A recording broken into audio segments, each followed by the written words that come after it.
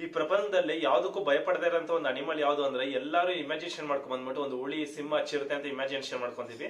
Guinness world record book ಪ್ರಕಾರ ಹನಿ ಬ್ಯಾಜರ್ ಅಂತಾರೆ. ಹನಿ ಬ್ಯಾಜರ್ ಬಂದ್ಬಿಟ್ಟು ಒಂದು 55 ಇಂದ 77 ಸೆಂಟಿಮೀಟರ್ ಲೆಂತ್ ಇರುತ್ತೆ.